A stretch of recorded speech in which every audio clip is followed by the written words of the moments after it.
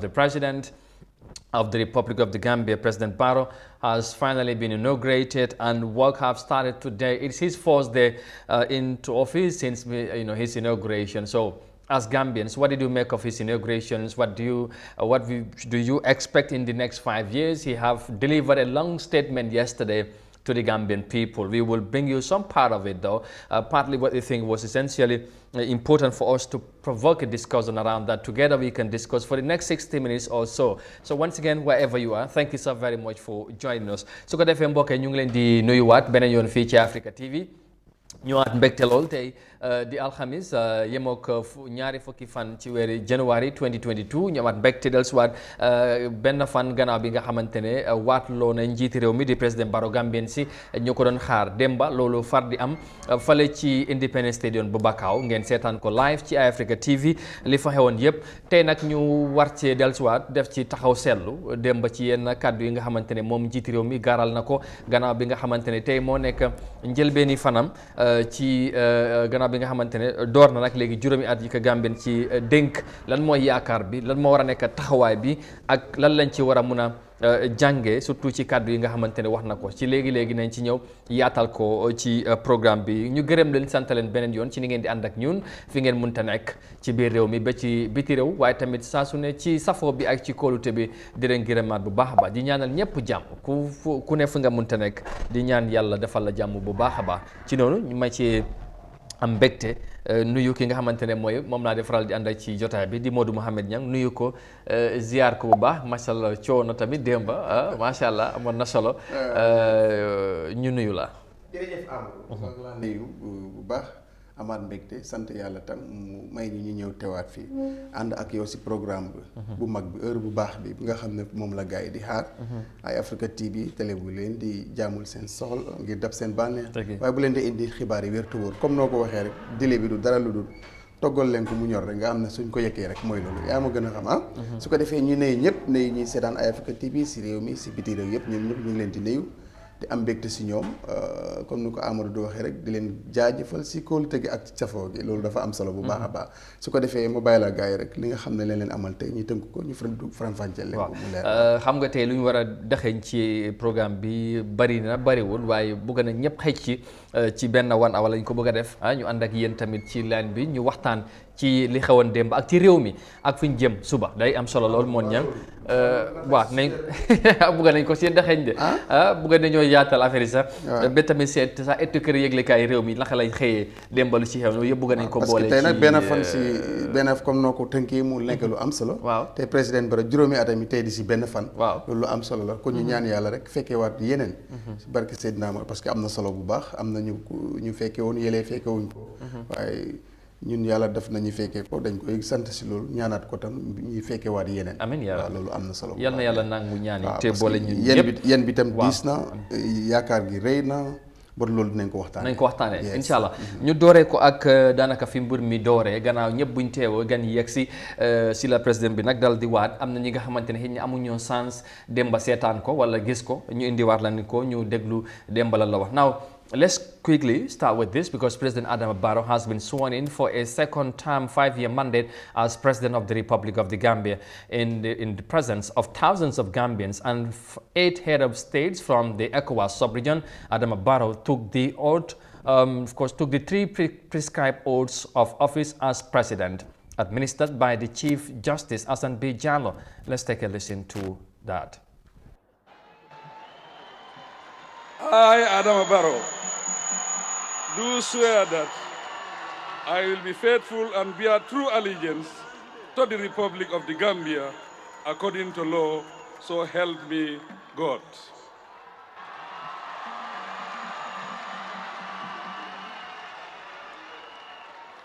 I now have the honor to invite His Excellency to subscribe to the oath for the performance of the office of President of the Republic of the Gambia. I, Adama Barrow, do swear that I will execute the functions of the office of President of the Republic of the Gambia without fear or favor, affection or ill will, according to the Constitution and other laws of the Gambia. So help me God. Thank you. Your Excellency. Finally, I'll invite His Excellency to subscribe to the oath of secrecy. I, Adama Barrow, have been elected as President of the Republic of the Gambia.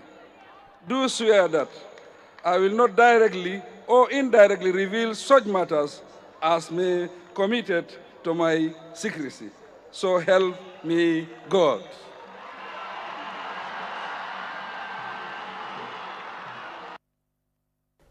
All right, that was done in the presence of many Gambians, and of course several other head of state that were invited for the occasion yesterday. And of course you had the president there taking the three prescribed oaths of office of the President of the Republic of the Gambia. So quite a very interesting moment it was. So this is the beginning of his new mandate. As we said, today is his fourth day. But just quickly moving on, speaking during his inauguration on Wednesday at the Independence Stadium, President Barrow pledged to put more emphasis on uplifting the status of all Gambians, or the Gambian people, I should say. Now, of course, let's also listen to the president on that, because he also, vows to uphold the principle, preserve, and of course, uphold the principle of the Constitution of the Gambia.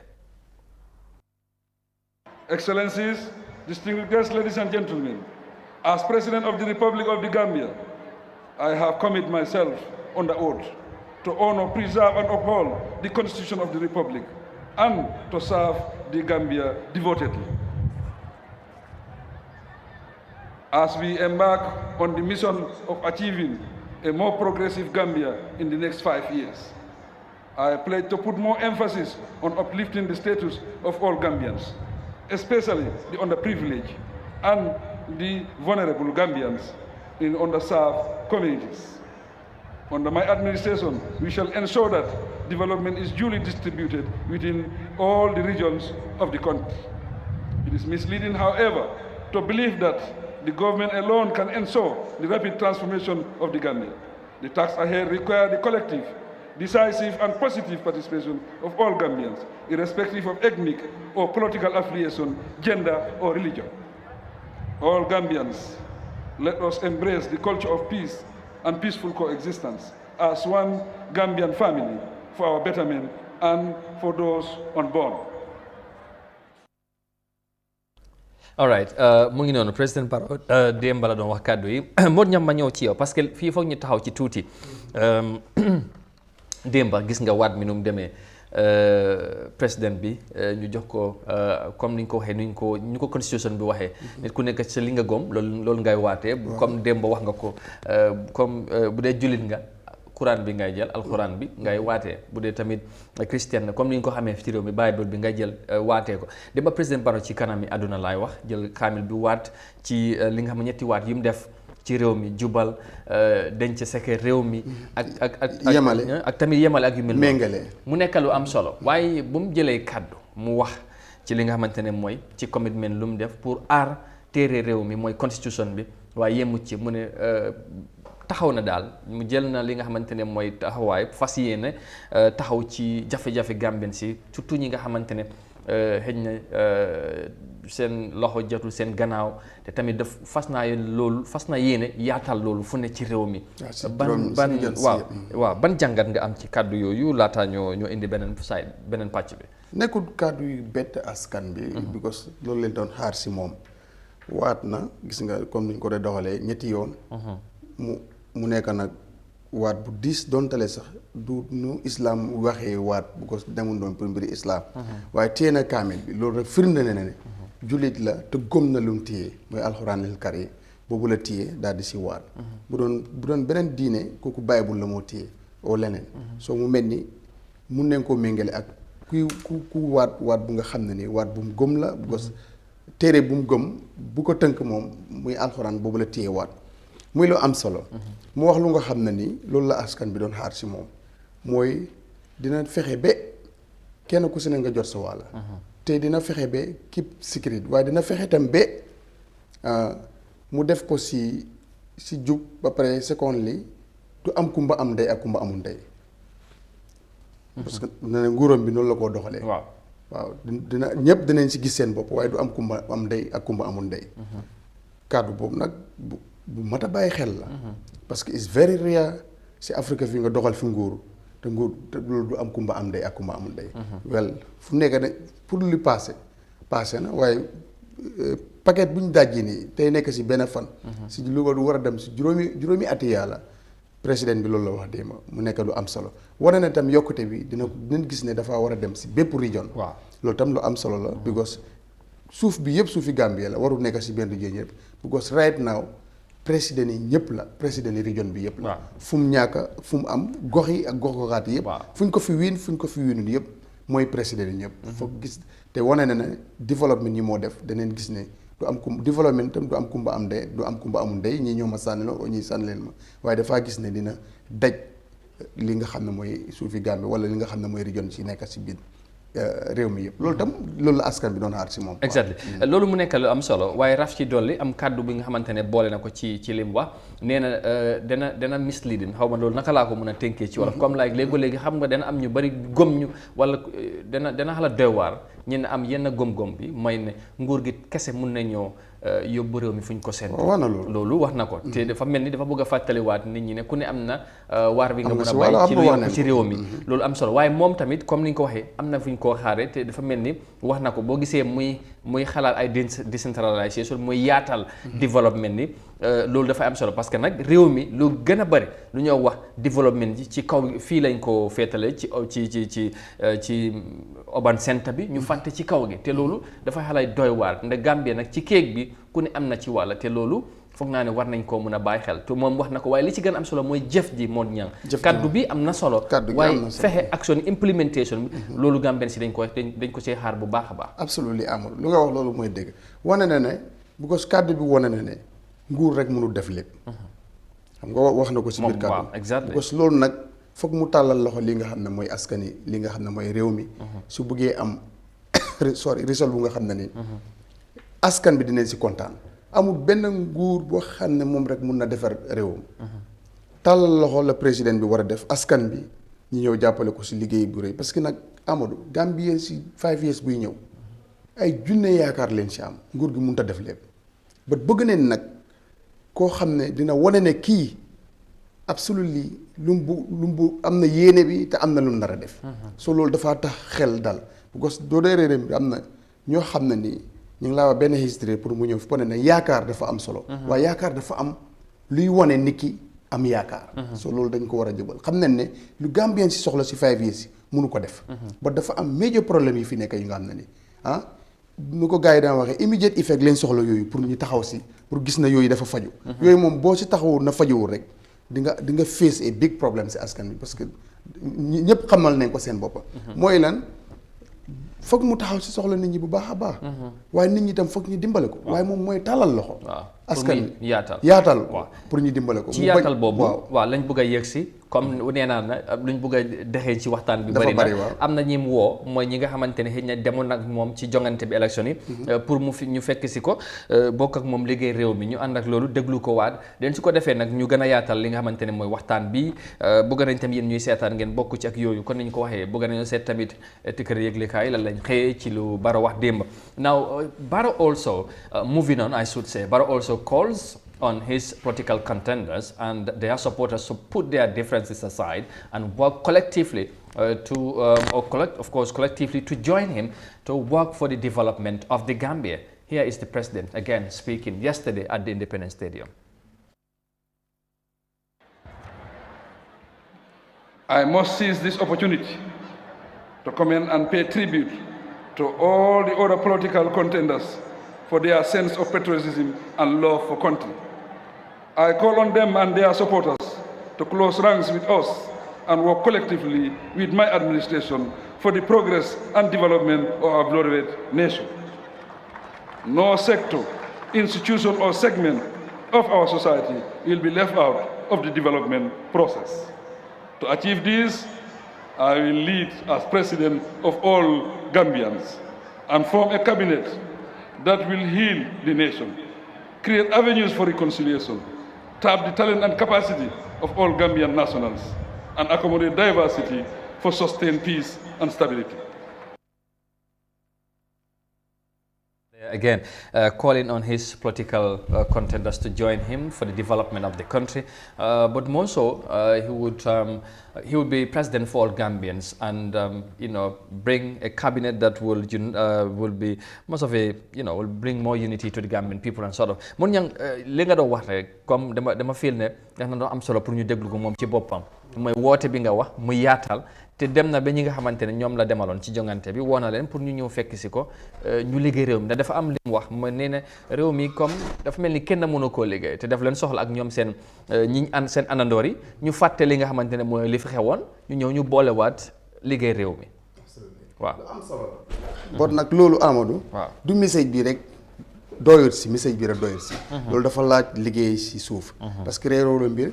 ku jéem yooyu ñi si gën a mag right now mun nga wax ne seen diggante neexul kon jos wax sa message ci sa biir wax bu nga doon wax rek bi nga jàkkaarle askan bi doyut si loolu rek mënu ko defar xam na bu baax li ko war a mën a defar parce que lii problème bi amul political party bu nga xam ne nii spécial bu gën a rëy si réew mi moom tey bu ñu doon wax ne moom mu juddoo fa yaroo fa màggee fa jógee fa ñëw nekk président 5 years bi jeex mu taxawaat nekkaat président xam na parti boobu bu baax xam na ñooñu bu baax but kool ñu ñëpp ñi ñëw ànd nekk benn du message bii rek de dafa am lu ko dafa am lu mu àndal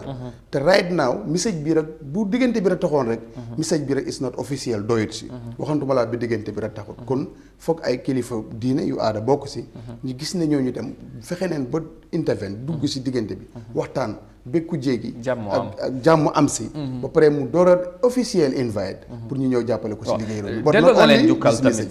ci nu mu ko waxee ci delloo na leen njukkal seen taxawaay xëy na nuñ tamit amee yéene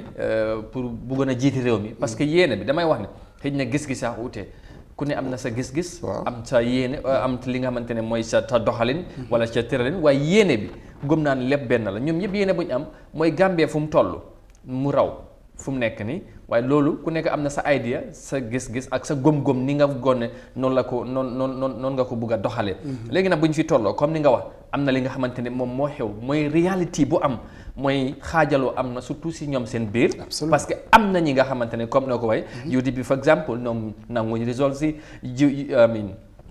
GDC di same thing te ñaari political party yi tey si réew mi bokk na ñoom ñoo ci gën a mag ñoom nag tey pour boole leen ci diggay réew mi luy doxar Gambie dafay am solo waaye lu am solo nga wax mooy loolu foog ñu dox ko dañ koy dox duul message wax bi rek kese doyul donte ne wax bi baax na waaye dafay ànd ak dara te loolu mooy dox te loolu dañuy expect am ñu ci dox mooy kilifa diine yi ak aada yi ñi nga xamante ne comme ni ñu koy gisee ci ñeneen te moom mun na si lu bari moom mun na si lu bari parce que doo dem ba àgg ak nit ki bay ko ooyee papa absolument lii am luy war a të sa diggante moom pour mu nekk te politique lu ma la wax Amadou mooy ne amul ñu munta xaajale waaye amul ñu munta boole amul ñu munta àndale mun ngeen a defante lu nekk si politique ba final da ngeen a ànd non gis nañ loolu gis ngeen loolu 2016 am na ñi nga xamante ne bu ñu doon def inauguration 2017 xalaatuñ sax jublu stadium démba ñu ngi fa woon am na ñi nga xamante ne 2016 woon naa la bu moo dugg si ak with happiness flag si wër ko ba 2016 inauguration 2017 was not 2017 xalaatu ko woon na def see bokka because kim gëmoon kum jiite woon bokk si woon te kooku la àndaloon xalaat soo lii mooy 2017 ku mel ni comme Ousseynou Dabo ñoom Kande yëpp ñu ngi fa woon dem ñoom Halifa ñoom ñoo nekkoon di driving force 2017 waaye dem ba ci ñoom kenn teewut fa loolu politique moom moo ko waral loolu mën nañ ko nas politique waaye pour réew mi bu jotee am na ñuy wax ne tubaab yi fii la ñu rawee fa ay exemple ñoom bu politique de jotee dañooy def politique waaye nag bu dara justu tudd réew mi tamit dañoo gis seen réew fexe développement am waaye est-ce que lu ñoo wax ni tamit dina yomb moo ñan in reality pour boolewaat ñoom political leaders yi parce que tamit am na ñi nga xamante ne loolu bu amee du nekk seen interest dañoo fexe ba loolu du am ndax ñoom seen all individual selfish interest waaw comme bañ a gis réew mi patriote li la wax ni koo xam ne nii doomu réew bu bugg a sa bopp bu bugg a sa réew buggal jàmm sa réew buggal sa réew mu jëm si kanam suñ la ooyee si loolu di nga dem absolument di nga dem war ngaa dem jàpp si lii yóbbu réew mi si kanam parce que yéene bi nga am mooy ne li nga doon wax nit ñi nga def fi lu raw lu kii def waaw li may wax mooy am na ñi nga xamante ne xëy na tey ñu ngi fare ak président bi ñu ngi ci nguur gi xëy na tey boo waxee ne nañ fexe Dabo ak Barrow nekkaat benn fexe Mama Kandeh ñëw pour ñu léegi réew mi am na ñi nga xam ne dañoo foog ne loolu ñoom du seen interest. waaw fexe loolu ñooñu nag personal interest leen. waaw loolu laay wax moom mooy li nga wax ni. waaw du ñàkk nag te mun naay am. waaw te sax bu la neexee nga ne am na. bot ñooñu dañ leen a tegee saay xam ne ñooñu nag soxlawuñ ñu gunge président ñooñu ñooy tardé dëkk bi ëllëg ñooñu ngaa jox place ñu def ko ci seen poste def ko ci seen famille def ko ci seen njaboot fekk yëfi réew mi leen jox. we don't need those kind of people in this cabinet next cabinet. bugguñ leen fi parce que dañoo tardé réew mi ñooy seen interest leen waaye da nga wax lu am solo this UDP GDC tey soo boolee lu ñu am nit ñu bari leen. tey si fekkee ne nag Adama Barrow dafa nekk di gas ñuy sul mun na baril pënd de. pënd bi mun na bari de. tege ñu àndat bu Adama Barrow doon gas ak ñu mu àndal ñoom itam ñuy sul pënd mun naa bari. ba soo jógee mun naa am sa doo gis fi nga jaar. te kon nag dafa kon nag dafa sori nga ne. waaw dama bëggoon a wax ne sax li nga wax ne dafa am solo. nit ñi bari nañ. waaye tamit sax ànd bu ñuy woote. tey ndax dafa am tamit lu am solo ci réew mooy opposition dafa baax. ci réew te bu ñoo wax ne gars yi nañ booloo ngir lan ngir ñoom ñëpp ñu ñëw ñu nekk ci Adama Barrow di ko tàccul di ko ñaax di ko yooyu. ànd liggéey réew du loolu. waaw du loolu. waxante dëgg la. waaw buñ gisee lu jaar yoon ñu wax ko waa ak xalaat mu bëgg a def dara am lu mu bëgg a def loo xam ne njëriñi réew mi la. mu invité leen si ñi xalaat ko. ndax lii baax na si réew mi su baaxul dañu def parce que moom ñooñam pour nga gis ko see mun a wax dëgg dafaa jëfeñ ñooñu ñoom mu tiseelu rek ñu ne ko yaaru mu ko laa la ñu waaw te loolu dafa gëlëmal njiit dañ koy wax dëgg yaa fi ne waaye yow la yàlla fal ñi seen xol yaa ngeen nangam loolu dañ ko war a tegee side te loolu mooy gëlëmal njiit boo fi gis wax naa la ne kenn xëyul a nekk dictateur ñi la soo rawoon ñoo la koy teg ñoo la koy def soo loolu nag lu mat a bàyyi xel la ku lay wax dëgg na kooku nekk sa xarit waaye ku lay jey kooku moo laa dugal si pax moo du mun a génne ëllëg soo gis nga di next suñ président bi fi nekkoon si lu mu nekkoon yëpp ñu mu àndaloon ñoo ko si dooleel so whereas those people ñoom ñu ngi si contrat bi des fi su anamu moom ku nekk war naa jàngee lu rëy spécial président Barrow si doxalinu nguur gu fi nekkoon moom kenn waru koo jàngal doxalin because am na si expérience because moom am na chance parce que am na fu mu jàngee am na fu mu jàngee because TRRC bi dafa jàngal lu bëri njiit not moom waaye ministre directeur képp ku am poste TRRC war na la mën a jàngal lu bari because gis nga doxalin yi fa nekkoon kenn warta dem di def lu nga xam ne ni waroo ko def élection biir nag TRRC bu fi amoon mun na fee amaat bëgguñ mu amaat fi nag waaye parce que dañ bëgg ku fi jógee nga bàyyi fi le set toogaat si réew mi jàppale ko fi toog ba pare contribuer loolu ci loolu la ñoo gis ci yeneen réew loolu la ñoo gis waaye nga nekk fi président ba pare at the end of the day li nga am yëpp dem yóbbu ko ci beneen réew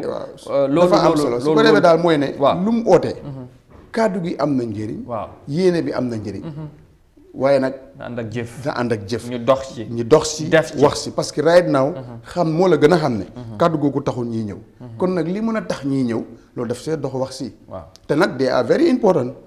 ñale tamit nag dañu important de dañu important ci réew mi non seen contribution yes dafa baax ci réew mi waaye bu foogee ne tam ñi ko fal rek mun naa yóbbu ñooñu rek bu àndee ñoom réew mi dem non bu mu gis loolu te absolument li ci biir waxam wane na ne nguur gi dem mënut a def leen ñooñu itam nag kuñ si oo nga nangu foofu tamit dafa am solo kuñ si oo nga ñëw waxuñ la nga ñëw jël pause waaye nga ñëw ñu bokk liggéey réew mi dafa am solo Amadou gaal bi mu ngi ci digg géej bi léegi soo wareef la warugal ku nekk la ñu ñëpp ñi gaar ko mu teer Gambie jëm kanam wante daal suñ deful loolu mun naa métti parce que nag moom moo fi waxal boppam 5 years am dafa métti daf doon yéeg am ñu ñoo di tànkam waaye ba léegi ñoo di tànk passé wut de waaye bu ko neexee ñoo di tànk du fi am parce que mun a tàllal loxo ñëpp waaye defee ko ni ñu ko war a defee yëpp mu baax waaye fekkee na nag jos wax bi si làmmiñ bi rek la am loolu tam amul njëriñ te bëggatuñ nag Gambie ñuy gis wax bu am si làmmiñ dañ bëgg a wax bu nga xam ne dañ koo jëfee parce que wax dëgg yàlla Amadou réew mi fu mu toll nii dafa bëgg ñu méngoo ñëpp bokk xalaat dafa dina jafeñ waaye ñëpp ànd ñu jàppale ko pour réew mi jëm si kanam loolu nag moom daf si am responsibility bi rëy but not only voice rek dafa am luy war a ànd ak voice bi su fekkee gëm na lu muy wax su fekkee gëm na askan bi gos askan bi xam nga lu gars yi di wax dañ ko yónni yàkkamti ko am na solo loolu dana am solo bu baax a baax te gis ngeen kàddu yi mu wax ak tamit xam naa luñ ci war a wax bëri na du xëj tey rek ci programme bi bugg nañ see boole ñuy seetaan waaye tamit comme wax naa leen ci ndorte bi dañ bugg a yaatal lu bëri tamit yeneen étiquette yëglekaay yi lan lañ wax loolu dañ ko dugal léegi nii laata nag ñu ubbi line si ngeen mun a bokk ci waxtaan bi waaye dem na ñëw na daal lu ñuy wax mooy réew mi foog ñuy waxtaan te waxtaan du mun a ñàkk gis nga bu ñu waxtaanu président Barrow dafa war a waxtaan ak opposition bi. Of course. loolu waruñ koo gis as a tabou tey bu ñu déggee ne am na benn opposition bu dem ci Barrow pour ñu waxtaan ñu ne dafa bëgg a cross carpet déedéet. No, it's not part of tey that. idea Mama Kandeh. idea Ousseynou Dabo. idea Essa Fall. idea mooy xalaatam. Jammeh ak Ibrahima loolu Barrow def ko soxla. ba pare ñu parce que xalaat ñooñu dañ dafay amoon seen gis-gis am seen yéene. juróomi at nekkul lu gàtt ndax jafe-jafe yi ñoom ñëpp seen supporter si ñoom ñoo koy dunda bu dee jafe-jafe am na ci réew mi. bu dee yokkute am na.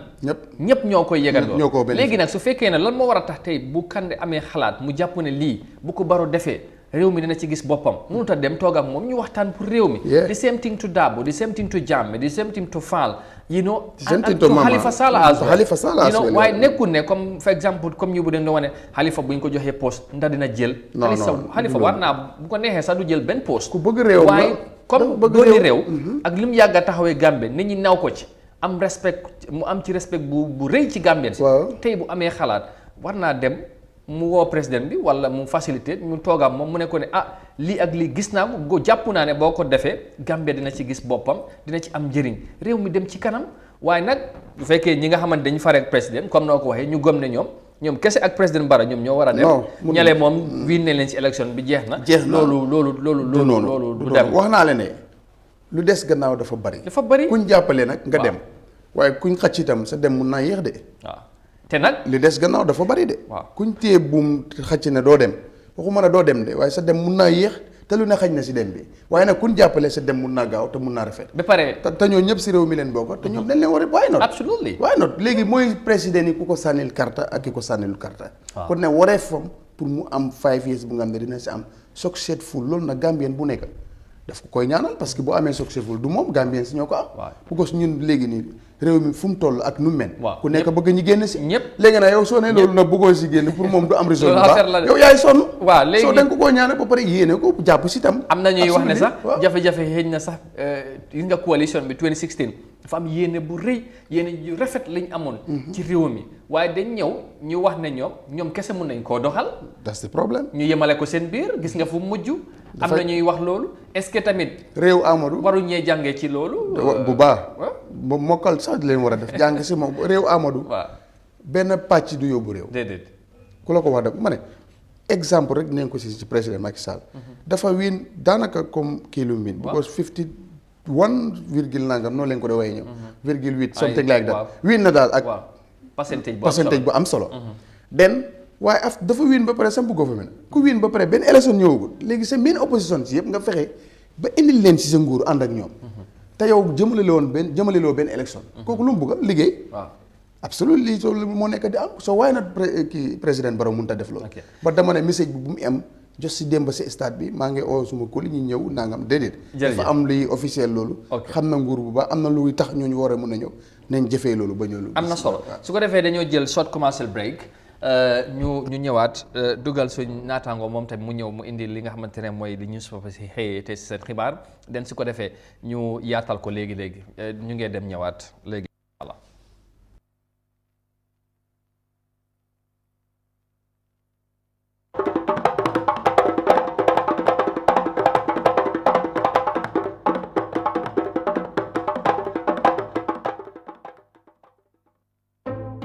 Africa Global wale la estate kuto fenali Gambia banko kang ikafa dami ya Tough City dung be lori ngali gunjur nin sifo sila balaka miniti tan sabakata na airport Bumbato ikafa dami ya Banjul International Airport nyen Tough City mu estate wolti mi yalonko isa sabatino je ye bayimbayingo keje tulundula kende ba puru na dimbayal anda be kala estate mi yalonko hadama dungo sula ko mu fango fendi kataratara dula kendo to abeba sona ya lali jele Tough City estate ol bungol hakko tatal fo bum wuli lulu anda la fano hakko tatal fo Banjul la fano sidula fula hakko kono e ka fo mi 500 hectares Tough City ba lori ngale lodu la kendo la kan bunyi ma bal anin dadi yarim bal le batara la leje diskanto batara la mo tan lulu folo le min ba bunga sanaje diskanto min tata fo 20% nin ko mo sidula muang sidula keme hakko kono mbadi talana office Bumbato min ba Madiba Mall bu Food Gardens estate kono wala yenna telephone bundal kumandi memo plus 220-7762-333 Wallonton plus 220-3762-333 hani kabing email info@toughafricaglobal.com ala baraka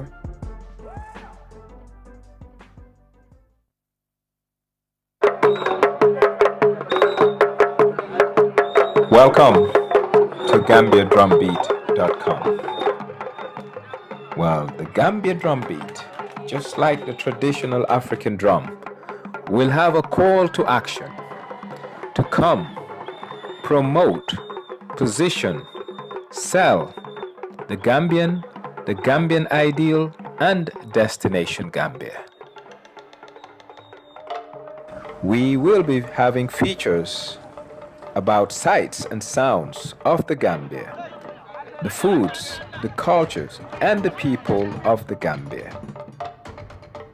And we will be featuring different sectors of the Gambian economy. Well, follow us on Gambia Drumbeat as we chart the way forward in terms of positioning brand Gambia and having a conversation about Gambia and the Gambian ideals.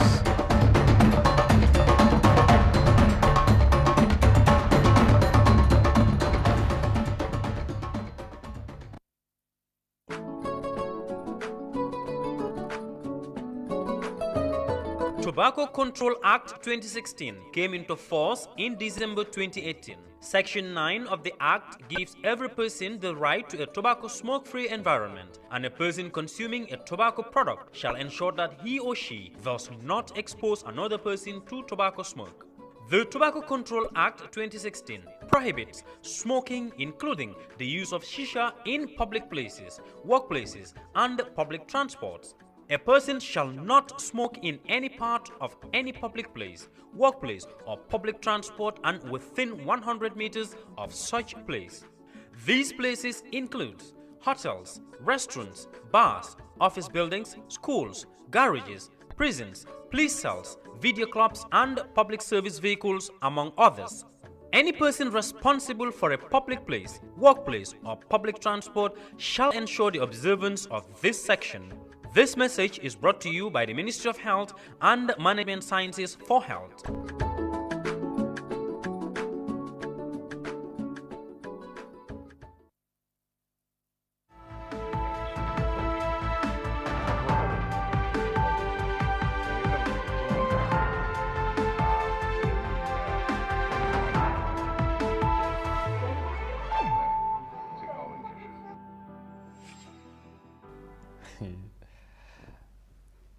All right, welcome back. And su ko defee ñu continuer ci li nga xamante ne mooy ci waxtaan bi kon ni ma leen ko waxee woon suñ collègue Mariama Thiam fekk si ñu ci jotaay bi pour ñu update ñu rek ñëw si pas yi mooy etiquette yëglekaay ñoom tamit lan lañ xëyee tey si seen xibaar li xewoon démba ci Barrow li mu wax. Mariama ñu ngi lay nuyu. Welcome and thank you for joining us. Thank you so much and good morning to all the viewers out there watching Good Morning Africa with you here today. Yeah, and they miss this face in this platform, right? Of course it is. But I am back as always with the newspaper to give you what they have written. Yeah. But today we're going to focus on President Adama Barrow's inauguration. Yeah, so we're going to start with the Standard newspaper, which reads, Barrow vows to be president for all Gambians, and the High Court orders KMC inquiry suspend proceedings, and the Greek cargo ship held with a mission on board in Senegal, and Commonwealth SG looks to Gambia as beacon of democratic progress. And still with the Standard newspaper, 3 people arrested with drugs in West Coast region, and most opposition leaders absent at Barrow's inauguration. And finally from the Standards, Gambia qualifies to round of 16. Okay. So this is what the Standard newspaper. Let's look at the Barrow's inauguration. Yeah, it says in his long inaugural speech yesterday, President Adama Barrow pledged to be a president for all Gambians and foster national unity for enhanced sustainable development. Cognizant of the polarized and undecisive nature of the country in the wake of the recent election, President Barrow called on all the oppositions in the country to rally behind his government in the interest of national unity and prosperity. Adama Barrow wax na lii moom nag wax na ne dina nekk président pour Gambian si ñëpp despite ethnicity, culture and all those things. mu ngi oona li nga xamante ne ñooy fellow politician yi pour ñu join ko daal si liggéey bi ñu fàtte xam nga li fi jot a xew daal parce que lu bari xew na li nga xamante ne mooy balaa élection bi ak biir élection bi even after élection bi sax still naa problème si yaa ngi dem waaye daal moom mu ne nañ teg yëpp aside pour ñu bokk liggéey réew mi comme ni ko Gambien si waxee ak ni ko Gambien si tànnee daal pour mu def. incha allah am na solo xam naa nañ ci ñëw bu pare loolu daf doon gën a dëggal rek kàddu yi ñu wax mooy bëgg na daal réew mi booloowaat. nekkaat ci benn pour ñu liggéey réew mi parce que réew mi am na lu waa réew mi di xaar surtout ci nguur bi moom président Barrow jiitee ko dooree ko tey jile ba juróomi at ci kanam incha allah. ñu move on to the next paper. Yeah, the next paper is the Point newspaper with their lead story. Barrow takes oath of office. Gambia yet to have specialized drug treatment facility. In Gambians urge Barrow to appoint competent cabinet, prioritize time limit, rent and orders. And Barrow asks to approach development in a different way. In the last story on the Point newspaper is why we trains journalists, CSOs on waste and orders. So li nga xamanteni nak ñoy Point newspaper ñom li lañ binda nekk dañu dem ci lead story mooy ba tey Barrow at least 8 heads of state from Senegal, Nigeria, Liberia, Mauritania, Guinea-Bissau, Togo and Ghana attended the ceremony. Mr. Barrow took the 3 prescribed oaths of allegiance, office and secrecy as administered by Chief Justice Hassan B. Jallow. President Barrow, after taking the oaths, inspected the Guard of Honor directed by Lieutenant Colonel Babakar Sanyang, the parade commander on the occasion, and then a firing of the 21 God salute which was mounted as military tradition demands in the Gambia. All right. Waaw ñoom nag maanaam dañ focus li nga xamante ne mooy event démb bi heads of state gis nañ leen ñëw nañ pour rek jàppale ki nga xamante ne mooy seen xarit mun naa ne sa doomi ndey muy Adama Barrow seen fellow président ak li nga xamante ne mooy 21 gun salute bi mu nekk loo xamante ne maanaam tradition la ci li nga xamante ne mooy Gambia. absolument lépp dem na ñëw na mooy ci bés bi lu fi xewoon ñoom dañ ko dal di tënka dexoñ ko ci seen xibaar yi wane kilifa yu teewoon ci bés yi ak tamit yenn xew-xew yu amoon ci stadium bi am na solo ñu move on to the last one. Yeah, the last one is the Fourier newspaper which started with Barrow's new government targets rise self-sufficiency, food security. Fire outbreak is on its highest peak in the Gambia. Gaipa says Emprotech trained over 4,000 entrepreneurs. But TRC recommends prosecution of ex-President Jammeh, former junta members on Koro Ceesay's murder, and the Barrow promised to pursue new Republican constitution. The question of the day is, will the IEC consider Section 96 of the Constitution and set National Assembly election on 4th April? And the editorial is, prepared Barrow without prepared inauguration. ñi nga xamante ne nag ñoom Fourier newspaper waaw ñoom nag génnee nañ fii nii léegi ñu dem rek mu ne President Adama Barrow is sworn in for a second term in office. He said his new government targets ripe self-sufficiency and food security for all. Barrow said to achieve this, they will have to open up industries, upgrade the country's technology status, and process their produce. He further went on to say that in his government's development priorities for the next 5 years, infrastructure, energy, and technology have to be at the core of their development efforts. ñoom nag Fourier ñoom ñi nga xamante ne ñoom Fourier waaw ñoom dañ génnee si wàllum dund bi parce que président Adama Barrow wax na ne foog ñu industrialize agriculture update li nga xamante ne mooy suñu technologie pour rek Gambia am li nga xamante ne mooy dund bu correct parce que fi mu nekk nii Amadou dund bi dafa miiti Gambien si yaa ngi jooy maalo seer na maalo bi léegi dem na ay 1000 almost léegi 1500 1400 waaw diwlin bi mbuuru bi fële xam nga te poli ñoom mënuñoo eew du nekk mbuuru so mu nekk loo xamante ne dafa am solo torop Barrow nag li moom nag wax na ne daal dina jël ay jéego commencé ko lii di industrializing the agricultural sector pour rek Gambien si mën a am dund bu correct comme tudde nañ maalo ba moom wax na mburu te xam naa loolu séeréer ak jola lañ ci ite ubbil ñu line si waa technical 2323213 ñu bokk ak yéen waxtaan bi ndax ngeen comme kàddu yi ngeen dégg ci ñun ak ci Mariama Thiam ak tamit ci président Barrow ci boppam ci li mu wax démba ak tamit li ngeen yaakaar ci moom te mooy benn li fan wala fan bu njëkk ci li nga xamante ci juróomi at yi mu war a jiite waat réew mi ñu déggee ci yéen ñu waxtaan ñun tamit dañu waxtaan si suñu biir wala kool di ñëw MC ci benn minute laa bëgg nga tënk ci li nga dégg ci li ñu réeral ak li nga dégg président bi wax yaakaar bi Gambien si am ci moom ci réew mi toll lan nga yaakaar lan mooy sa expectations as Gambien ci président Barrow in the next 5 years. Amadou lii dafa nekk loo xamante ne dafa am solo. parce que su la nit yi jëlee tànn la teg la si bopp réew am nañu yaakaar bu baax a baax si yow. te dafa mel ni nag yaakaar boobu ñu ngi ko xala laajte waat ndax Gambien si def nañ liggéey wala def liggéey because of dund bi nu mu seere. parce que nga dëkk bu nekk fa su dund bi wàññeekoo wérgu yaram bi yomba rek nit ñi dinañ mën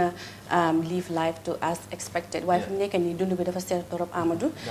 moom Adama Barrow na mu xam ko xamut ko dafa war a xam ne dund bi dafa seer na wàññi dund bi comme que daal nit ñi yaakaar dañ ko teg ko si boppi réew mi pour ñu dimbale ñu na try man daal su ma nekkoon moom daal his first activity in office mooy na gëstu dund bi Amadou na régler dund bi especially for the first 100 years for the first 100 years loolu dina am solo dina am solo bu baax waaw first 100 days waaw loolu dina am solo mën na MC wax na bu am solo dundee nit ñi am na ñuy wax ne Gambie su fekkee soo fexee ba ñu am li nga xam ne lu ñu war a teg ci table bi pour dundee ko mu yomb ci ñoom xëy na dina jafe ñu régler ñuy liggante yenn yi waaye dundin bi comme lu ñuy wax every day fi yaa ngi gën a yokk wax na ko self sufficiency si rice mooy ci maalu ñoo gën a dundee wax na affaire mbay mi pour ñu gën koo dooleel indi xarala yu bees yi dugal ko ci waaye loolu yàgg nañ koo dégg waaye in actual sense ndax loolu nit ñi war nañ koo mën a sukkandiku ci loolu rek nguur gi gën a initier yeneen maison pour régler the current state of living ci réew mi parce que nag ñuy jooy bari nañ ci réew mi. ñuy jooy bari nañ amoon luy problème mooy dund lépp lu yàlla def soo xëyee da nga koy def da ngaa ut nooy dundee. waaw booy lu nga lekk ak lu nga naan rawatina nag li nga xam ne xëy na yeneen bindee fii nit a leen koy utal waaye nit moom daf ko war a am te gis nga lu gën a gaaw pour askan dem si maraaj mooy loolu. pour ñu gaaw a sa si maraaj bi mooy loolu. I think président Adama Barrow xam na loolu bu baax te dina si taxaw pour gis ne du àgg ak askan bi si maraaj boobu noonu dina yombal dund bi nag government daf si am soxla bu rëy a rëy parce que wax naa la nit dafa buggee nit dafa bugg a am nit bu sañoon kenn mooy moom àddina bi yëpp gos yàlla moo ko bind noonu ku dëgër bopp gi al insaan soo su ko defee nag mooy ne foog ñu gëstu mbiri dund bi moo jar a gëstu comme na ko MC ba dañ ko war a gëstu lan moo tax mu xaay ba pare suñ ko gëstoo ba réglé ko ñi si nekk secteur bi ñi si nekk ñu wàññi leen taxe. waaw loolu dafa am solo. nga baal ma nga téye foofu am nañ suñu first caller Modou Gueye mu ngi ñoo koolee Brikama Mr Gueye ñu ngi lay nuyu baax di la dalal ci programme bi. waaw maa ngi leen di siyaare bu baax a baax di rafetlu programme bi. jërëjëf. waxtaan bi am na solo trop. Barrow it maa ngi rafetlu déggu. discours am bi. waaw waxtaanam bi maa ngi koy rafetlu bu baax a baax. comme li mu wax ne politique la. waaye su jeexee nag da nga war a xam ne jeex na léegi li des mooy ànd liggéey Gambia. ndax réew. dëgg kenn nit mënu koo liggéey. dëgg Barrow dañ ko jël rek ci kaw. teg ko ci kanam. wante ñun ñoo war a taxaw. jàppale ko ngir mu am ressource bu baax. xam naa ne li ma koy conseillé force moom mooy mu taxaw ci dund bi. parce que dund nekk na loo xam ne. lu am solo la. te balaa ngaa tal rek. su biir bi moo seet. ok waaw te. jërëjëf yàlla dund bi. jërëjëf jamono ñu toll nii seer na. jërëjëf xam naa ne daal waaw jërëjëf Mr Gueye jërëjëf kontaan nañ ñu ngi lay waaleykum salaam wa rahmatullah ñu ngi lay gërëm ba kaddu yi am na solo dund bi moom tamit ci la laal sànq MC mu ngi doon wax ne ndax président Barrow yéeg na dund bi seer na ma ne nit di mënut a nekk ci réew mi mu bañ koo yéeg parce que moom ni ñoo demee marché moom tamit gars mi noonu la ñoo demee marché xëy na kay am bi wala doole bi moo dul benn waaye dina ko yéeg ministre yi directeur yi everybody in this country am nga léew MC gars yi dañ doon wax ne waaw Barrow dafa xam pour xam lii because xam nga lii dafa mbapat dafa jaar si strobul jabaram yi costaru leen doon demee marché duñ dugg foofu di tampongante jigéen si biir poto bi soo dafa xam métit bi fan la dafa am opportunité si lu bari because dafa mbapat dafa jaar si ay coono fekk balaa moo ñëw président xëyul rek dem nekk président moom pour mu xam li askan bi di jànkuwante loolu is very easy si moom te daf koo xam MC dafa am solo defante bi parce que loolu élection la woon passé na fi mu ne waaye yow nga nekk si réew mi ñu ne président bi moo war a def lépp loolu suñ ko waxee sax ñun suñ boppa xam na ne dañuy nax suñ boppa waaw parce que tànn nañ ko teg ko foofu noonu moom moo ñu war a jàppale waaye daal ñun tam dañ ko war a jàppale waaw nga baal ma ñëwaat si yow Moussa Dramé mu ngi ñoo koolee Dibakouta Moussa ñu ngi lay nuyu baax di la welcome ci programme bi allo yes hello salaamaaleykum waaleykum salaam wa rahmatullah na ngeen def. jaama rek alhamdulilah. maa ngi ci jaama rek. sant yàlla bu baax. waaw seen programme bi am na solo te jaar na si yoon. jërëjëf. yow programme bi daal. ne baax na daal man daal kontaan naa si torop. saa yu nekk su ma toogee programme bi di déglu seen wàll bi te kontaan naa si. mu ngi jaar yoon tamit. jërëjëf waaw continuel di waxtaan. président bi waaw. président bi luñ koy wax mooy léegi moom politique bi yëpp jeex.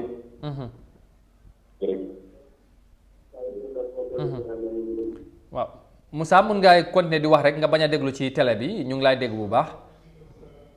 ok call bi dog na ñu ngi ko jaajëfal bu baax moom tamit ci nu mu duggee ci line bi ku dugg rek ngeen bàyyi xel ci loolu ñu mun a waxtaan bu baax déggante wàññi leen télé bi ba mu ses dana am solo bu léegi yaa ngi doon wax lu am solo MC waaw. ne lii dina naxari torop pour nit ñi lifin ko waaw waaye comme yéen fellow politicians yi nekk social media di wax ne Barrow deful lii Barrow deful lii foog naa ñun tam suñu yokkoon seen loxo si li nga xamante ne mooy problème bi bu gars yi di yóbbu social media di ko wax foofu noonu di criticize Barrow loolu problème bi dafaa gën a wàññi ko suñu fi nguuru bi nekk am nañu fi different politicians ñoom lan la gars yi defal Gambian si waaye ñoom ñu si bari ñu ngi social media ñu ngi seen WhatsApp li nekk seen on page si di criticize ne Barrow dafa war a def lii Barrow dafa war a def lii foog naa ñoom tam suñu génnee en ces political party comme ñu samp fi ay four comme koñ bu nekk wala ñoom seen own community si ñu def fa four employé yi nga xamante ne ñooy ndawi koñ bi foofu noonu foog naa lii yëpp dina lii parce que su fekkente ne ñi nga xamante ne mooy foreign na si bañ nañoo laka li nga xamante ne mooy mbur bi ko foreign dafa seer ñun Gambien suñu defal ko suñ boppa suñ ko jëndee $1000 ñun ñu muñ rek dem jëndee ko leneen li nga xamante ne ni ne at least suñ fa gisut profit wala suñ fa séntu profit nañ séntu ne ñu ko defal suñ Gambien si because te lii lañ taxaw ñoom ñu ngi yootu nguur yi Adama Barrow bi ñoom it suñ toogee ñoom tamit nit yi di same thing la ñoo wax si ñoom so balaa ñoo toog di criticize Barrow ñoom tamit lan la gars yi taxaw seen tànka fan la taxaw pour dimbale li nga xamante ne mooy Gambien si pour ñu mën a solve problème bi am na solo loolu daf may dellu si rek ci ñu bari li ñu doon wax time campagne bi ñu am about 6 candidates wala loolu ñu amoon nañ I think 15 or dem ñu waroon ñu demoon IEC ñooñu yëpp tey yéene bu ñu amoon ak te war nga wax ñoom ñëpp am na lu leen yàlla dénk ci am te ñooñu tey ok xaaral ma jël Alaaji Thiam mu ngi ci line bi Sinthiou Alaaji monsieur Thiam ñu ngi lay nuyu bu baax di la dalal ci programme bi waaw allo hello. yes ñu ngi lay nuyu di la dalal ci programme bi bi neen def. jërëjëf alhamdulilah. macha allah naka bëri. sant alhamdulilah sant yàlla bu baax. macha allah maa ngi rafetlu programme bi bu baax. jërëjëf. di rafetlu seen liggéey seen taxawaay biir Gambie rafetlu lool. jërëjëf. di participer si waat Mr Gueye lu mu jógee koo wax bii di Gambian. And your that colleagues talk listen to bomb as invite I don't know mi ngi wax ne gars yi dafa jàpp mbappat bu bëri. loolu moom am na solo lool ci seen trop so dan bii di Gambien dafa def ñun ñoo war a jàppale Mr Barrow pour mu jëm kanam ñu liggéey bi bu ko kenn mënta liggéey ala foog ñuy toog ñu neen ñu dimbalante yóbbu réew mi kanam dëgg la dund gi métti na seer na waaye nag ala foog ñu dimbale ko moom moo xam ne moo nekk head of state ñu yóbbu réew mi si kanam jërëjëf bi moo nekk sama contribution and also maa ngi rafetlu seen programme bu baax a baax du kontaan yéen di leen ñaanal yàlla fan guddal wér gu yaram amiin yaa rabbi amiin jërëjëf jërëjëf monsieur Thiam ñu ngi ko gërëm moom tamit ci kàddu yi am na solo ci ni mu ko waxee daanaka moom tamit mooy li MC wax léegi ni moon ñaan mooy tamit opposition bi yes seen taxawaay am na waaye taxaw di joxoñ fii métti na fii am na problème loolu tamit expect nañu initiate something ñëw jàpp ci liggéey bi comme ni ñu ko waxee waaye surtout ñi nga xamante ne comme ñu amoon yéene jiite réew mi yàlla dogalul ko war nañoo dem war nañoo am lim def wala lim wane ci doxalin réew ci tënk rek. waaw am na ndax solo time bi jeex na waaw. am na solo not sa only opposition si ñoo war a dem. waaw tabax li nga xam ne ni askan bi war nañ si. dafa am doomi réew mi. ñoo war a change sam seen jikko yi tuuti. jéem a invest si dëkk bi. waaye suñ bayee yëpp si loxo gan. moo métti moo ñu dal tey. waaye ñun suñ problème mooy ne jënd fële suuf def ko garden tabax ay kër du ko luwaasee lu seer. loolu rek leen def yaakaar duñ samp compagnie Gambien si liggéey si non wala nga jël sa xaalis bi teg ko bitim réew wala nga def ko si banque bi lu ñoo gën a invest mooy luwaas boo ko defee yow lépp si sa poche la jëm yàlla dénkut nit ay millions pour moom rek dénkut ko ay milliards pour moom rek daf ko dénk pour ak ñeneen nen dee na neen investi business bi doomi réew mi nguur gi jàppale leen dooleel leen bu ko defee mu mun a wàññeeku bu ko si yow Amadou boo fi amoon compagnie tey doo mun a soxore Gambien bi coono bu doo ko def tey óor na ma tey soo fi amoon maalo maalo bi nga war see am bénéfice $50 di nga jël 25 bi bàyyi beneen bi soo den waxante den neen génn opposition bi ñoom tam opposition dafa baax si dëgg nag ñu waxante dëgg parce que nguur du fi nekk rek bu ku tiselu ñu ne yaar mu ko laa mu ngi def lu baax loolu du fi loolu du dem kanam waaye daal neen ne doomi réew mi ñu yàlla dénk koom ñu invest si réew mi waxtaan boobu dugg si business bi dugg si anything samp fi ay because Gambie amul compagnie taxi rek leen yaakaar foog mu métti waaw te tamit tey bu réew mi boo doon xool tey compagnie yu fi ñëw yu fi nekk te ñu xam ko ci réew mi booy compter ndax doomi réew yu ko moom bariwul ba pare bu ñoo joxee liggéey tam bu ñoo joxee liggéey ñu fexe di ko jox tam doomi réew mi bu su ma bindee nga binda ma dem jox ko doomi réew pour lan wax naa ak yow boo jëlee wiinee contrat bi ma am si 100,000 ma xeeñ ko doomi réew mi jox la ko mu ngi si dëkk bi dañ ko war a dakkal jërëjëf so yooyu ñu gërëm la sant la bu baax xam naa ne waxtaan bi nañ koo continuer suba ñu gën koo yaatal ndax tey waxtu bi daanaka dab si ñu xam naa suba insha Allah na gën a yaatu suba ajuma nañ ko gën a yaatal bu baax nañ ci waxtaan ci yooyu ak ci yeneen ñu gërëm la sant la ci jàngat bi amatina solo moon ñaan jërëjëf naka noonu ñu gërëm tamit Mariama Thiam MC ci li nga ñëwee tey ci plateforme bi ñu am yaakaar ne léegi nag day continuer bul ñamal gaa yi nga daw jërë ngeen jëf mbokk yi sant leen gërëm leen jox leen dig daje suba incha allah nañ dellusiwaat ci beneen édition fii ci Africa TV di leen wax jërë ngeen jëfati ci ni ngeen ñu dee gunge ci programme bi ba suba incha allah yàlla nañ endo ak jàmm bye bye